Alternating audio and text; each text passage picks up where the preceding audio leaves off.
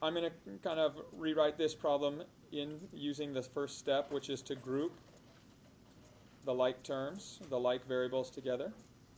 Leave a space to complete the square, and move all the constants over to the other side. So all I've done here is I've grouped my x terms together, my y terms together, and then moved the constants over. And now I'm going to complete the square. So to complete the square, you take 1/2 of the first degree term's coefficient. So half of positive 2 is positive 1, and we're going to square that. 1 squared is 1, so we're going to add 1 to both sides.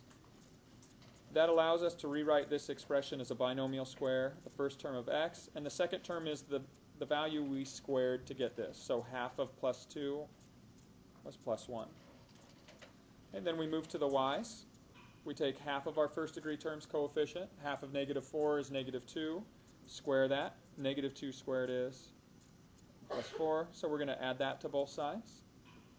That allows us to write this part as a binomial square. Y plus half of this coefficient. Half of negative 4 is negative 2. The 1 and the negative 1 cancel, leaving our 4. So here is the equation of our circle based on that. And then the question asked us to find the coordinates of the center. So the center has what coordinates? What value of x gives you a 0 in here? Negative 1. And what value of y gives you a 0 in here?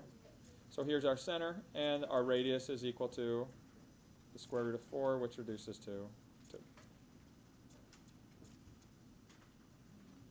Okay. Jim? 13. Okay.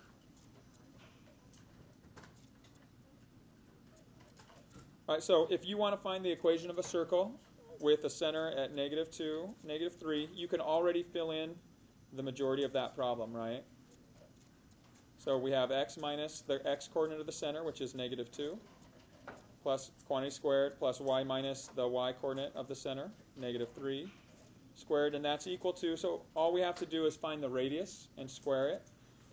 Okay, so if you know that the center is given, and you know you have the point 4, 3, the way that you can find the radius is just find the distance between those 2 points. Okay, so conveniently, we talked about distance, so let's go ahead and enter that really quick. We'll just use our distance formula. And then we type in our points. So negative 2, negative 3, followed by 4 and 3.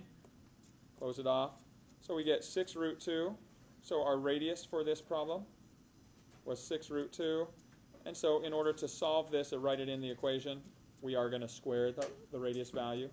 So if we take this value and square it, we get our answer to be 72. And you can solve it by hand if you don't have your calculator handy for that.